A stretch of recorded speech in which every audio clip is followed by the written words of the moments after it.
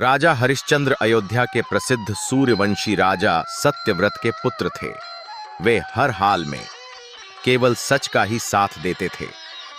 अपनी इस निष्ठा की वजह से कई बार उन्हें बड़ी बड़ी परेशानियों का सामना भी करना पड़ा, लेकिन उन्होंने सच का साथ नहीं छोड़ा।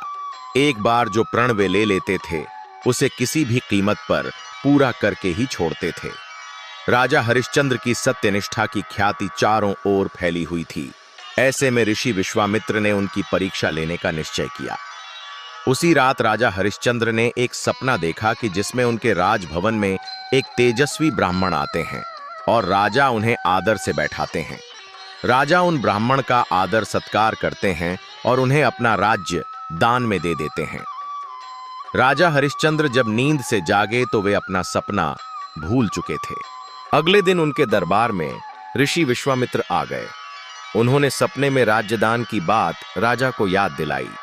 जब राजा हरिश्चंद्र को समझ आया कि वो ब्राह्मण विश्वामित्र ही थे, तो उन्होंने अपना राज्य उनको दान में दे दिया। दान देने के बाद दक्षिणा देने की प्रथा थी, तो विश्वामित्र ने राजा हरिश्चंद्र से 500 स्वर्ण मुद्राएं दक्षिणा में मांग ली। राजा हरिश्चंद्र पहले ही अपना राजपाट ऋषि को दान दे चुके थे। इस बात को भूलकर उन्होंने अपने मंत्री से मुद्रा कोष से स्वर्ण मुद्रा लाने को कहा, लेकिन विश्वामित्र ने उन्हें याद दिलाया कि दान में देने के बाद अब राज्य उनका हो चुका है। राजा को इस बात का एहसास हुआ और उन्हें चिंता हुई कि अब दक्षिणा कैसे दी जाए। दक्षिणा न मिलने पर विश्वामित्र ने राजा को श्राप देने की बात भी कही। राजा हरिश्चंद्र धर्म और सत्य के सच्चे पुजारी थे। ऐसे में दक्षिणा न देने पर उनसे अधर्म हो जाता। तब उन्होंने फैसला किया कि वे खुद को ही बेच देंगे और जो रकम प्राप्त होगी उससे वे ऋषि को दक्षिणा चुका देंगे।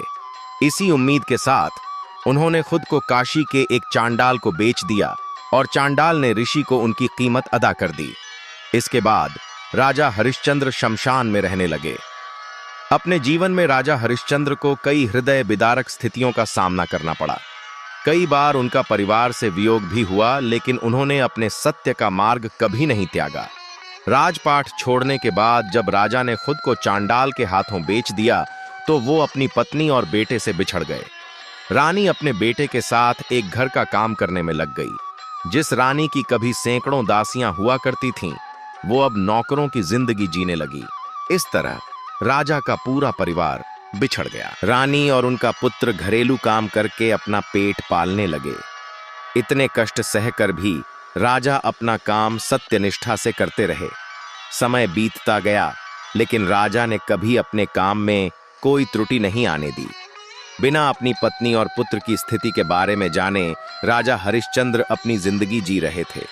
लेकिन एक दिन रानी के ऊपर दुख का पहाड़ टूट पड़ा, जब उनके पुत्र रोहित को खेलते समय सांप ने काट लिया और उसकी मृत्यु हो गई।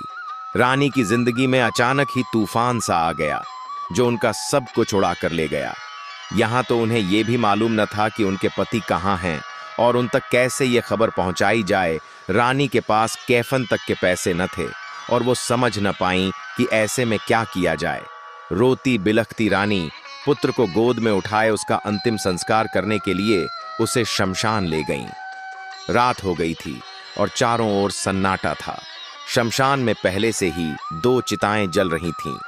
ये वही शमशान था जहां हरिश्चंद्र काम करते थे। जब रानी शमशान पहुंची, तब यहां काम कर रहे हरिश्चंद्र ने उनसे कर मांगा। पहले राजा रानी को पहचान नहीं पाए, पर जब रानी ने उनसे विनती की, तब जाकर राजा ने उन्हें पहचाना। अपने पुत्र के शव को देखकर राजा विलख पड़े, लेकिन उन्होंने अपना कर्तव्य नहीं छोड़ा और रानी से बिना कर लिए अंतिम संस्कार करने से मना कर दिया। रानी ने बहुत विनती की कि उनके पास कर में देने के लिए कुछ नहीं है, लेकिन राजा ने कहा कि कर न लेना उनके मालिक के साथ विश्वासघात होगा, जो वे कभी नहीं कर सकते। फिर उन्होंने रानी से कहा कि अगर उनके पास कुछ नहीं है तो वे अपनी साड़ी का कुछ भाग फाड़कर कर के रूप में दे दें। रानी ने जैसे ही साड़ी फाड़नी शुरू की, उनका पुत्र जीवित हो उठा और वहां ऋषि विश्वामित्र भी प्रकट हुए। उनके साथ कुछ अन्य देवता गण, भगवान विष्णु और इंद्रदेव भी थे। उन्होंने बताया कि ये राजा हरिश्चंद्र की सत्यनिष्ठा और कर्तव्य की परीक्षा हो रही थी। इस परीक्षा में राजा सफल रहे। और इतना कहकर विश्वामित्र ने हरिश्चंद्र को उनका राजपाट लौटा दिया।